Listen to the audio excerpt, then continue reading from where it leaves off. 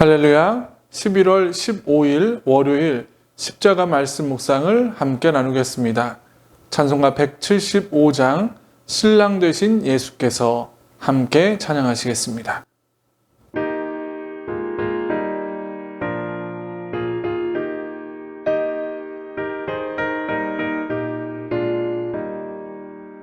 신랑 되신 예수께서 다시 오실 때 밝은 등불 들고 나갈 준비됐느냐.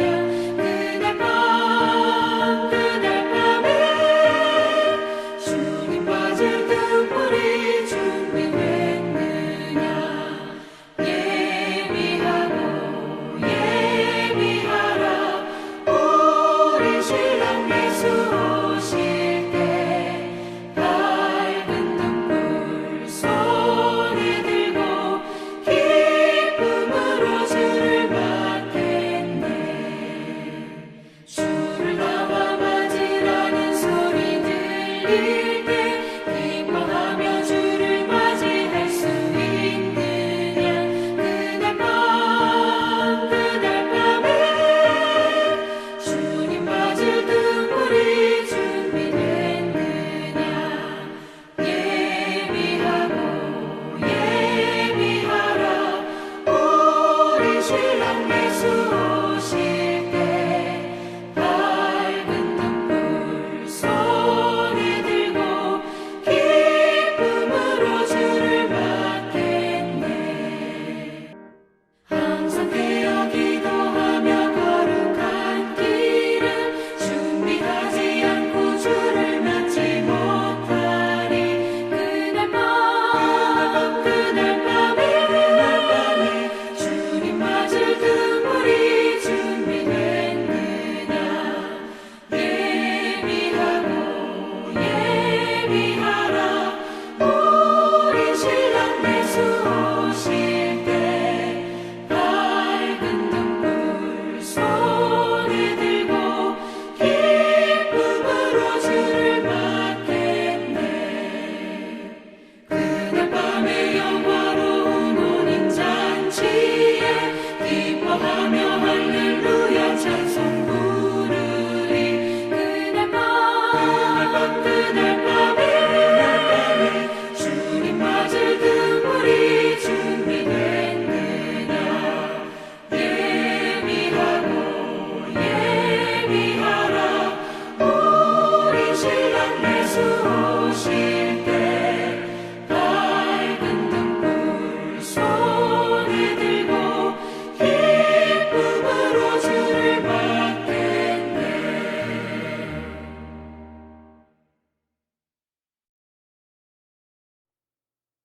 이 시간 우리에게 주시는 하나님의 말씀은 창세기 4장 3절에서 5절까지의 말씀입니다. 세월이 지난 후에 가인은 땅의 소산으로 제물을 삼아 여호와께 드렸고 아벨은 자기도 양의 첫 새끼와 그 기름으로 드렸더니 여호와께서 아벨과 그의 제물은 받으셨으나 가인과 그의 제물은 받지 아니하신지라. 가인이 몹시 분하여 안색이 변하니. 아멘. 오늘 본문은 아담과 하와의 두 아들인 가인과 아벨이 각각 하나님께 제사를 드린 것과 그 결과가 어떠했는지를 보여주는 장면입니다. 아담과 하와는 죄를 지어 에덴 동산에서 쫓겨났고 이제 에덴의 동쪽에 거주하면서 세상을 무대로 살아가게 되었습니다. 그때 두 아들인 가인과 아벨은 각자 자신에게 맡겨진 일을 했었는데 가인은 땅에서 농사를 짓는 일을 했고 아벨은 양을 치는 일을 했습니다. 열심히 맡은 일을 다해서 얻은 재물을 가지고 그들은 하나님께 제사를 드렸습니다. 언제, 어떻게, 어떤 제사를 드렸는지에 대해서는 본문에 기록되어 있지 않고 오직 희생 제물의 종류가 무엇인지만 기록되어 있습니다. 농부인 가인은 땅에 소출인 곡식으로, 목자인 아벨은 양을 잡아 각각 하나님께 바쳤습니다. 이것은 그들에게는 매우 자연스러운 행동으로 하나님께서 어떤 재물이 좋고 어떤 재물은 나쁘다고 평가할 수 있는 근거는 아무것도 없습니다. 가인과 아벨은 자신들이 수고해서 얻은 결과물을 하나님께 드리는 아주 자연스러운 행동을 한 것뿐입니다. 이 본문에서 하나님에게 중요한 것은 결코 제사 또는 제물이 아니라는 것을 우리는 기억해야 합니다. 하나님이 보신 것은 그 제물을 드리는 사람의 마음이었습니다. 본문을 보면 하나님께서는 가인과 아벨이 제사를 드렸을 때 가인과 그의 제물은 받지 않으셨습니다. 하나님은 아벨의 존재 여부와 관계없이 가인이 바치는 제물만 놓고 그 수용 여부를 결정하신 것입니다. 결코 하나님은 가인과 아벨의 제사를 비교한 것이 아니라 가인과 그의 제물 자체를 놓고 받지 않겠다고 결정하신 것입니다. 그런데 가인의 생각은 달랐습니다. 오늘 본문 뒤쪽 부분인 8절의 말씀을 보면 이 제사의 문제로 가인이 아벨을 쳐서 죽인 사건이 나옵니다. 가인은 아벨의 존재 여부가 자신의 용납되느냐 않느냐를 결정짓는 주요 변수인 것처럼 받아들이고 있습니다. 아벨만 없었으면 하나님께서 나의 제사를 받으셨을 것이라는 잘못된 생각으로 결국에는 아벨을 쳐서 죽였던 것입니다. 이것은 엄청나게 큰 착각입니다. 자기 자신을 돌아보는 대신에 너 때문에 라는 잘못된 생각에 지배되고 만 것입니다. 사람이 사람인 이유는 자기 반성을 할 줄 안다는 데 있습니다. 자신과 자기 주변에서 일어나는 마음에 들지 않는 일들에 대해 충분한 자기 반성이 없이 남을 탓하는 것은 장차 자기 마음에 들지 않는 또 다른 현실을 잉태하는 어리석은 행위인 것입니다. 중요한 것은 어떤 상황에서 자기 자신을 되돌아보고 그것에 대한 정확한 판단을 하는 것입니다. 7절에서 하나님은 가인에게 왜 하나님이 그 예물을 받지 않으셨는지에 대해서 말씀해 주고 계십니다. 그런데 가인은 그 말씀을 받아들이지도 않았고 그 말씀을 자기 자신에게 적용시키지도 않았습니다. 그 결과 하나님의 말씀을 이미 듣고서도 죄로 향하는 자신의 마음과 행위를 깨닫거나 개선하지 못했다는 것입니다. 과연 여러분들은 자기 자신을 잘 돌아보고 있다고 생각하십니까?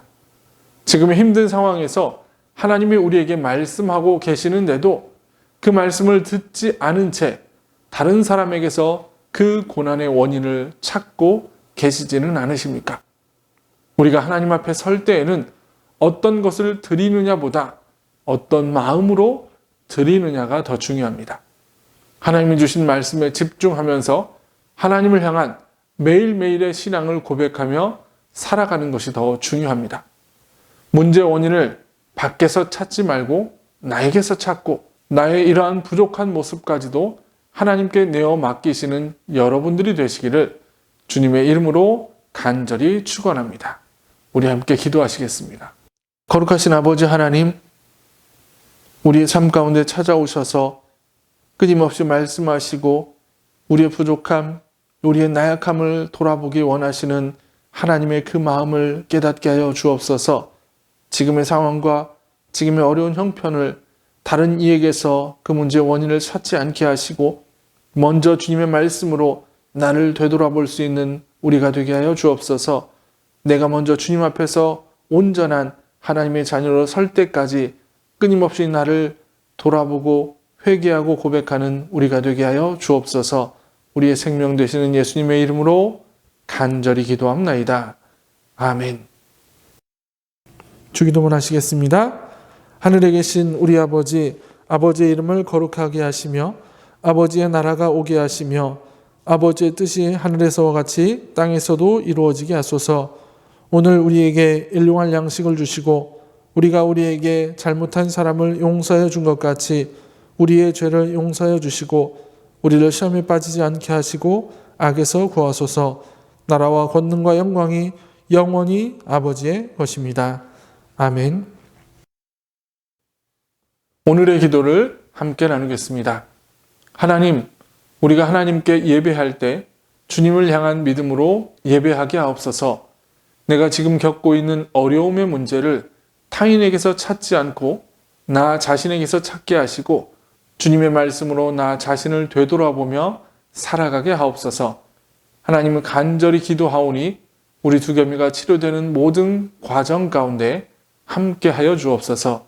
이 기도 제목 가지고 기도하시며 오늘 하루를 살아가시기를 소원합니다.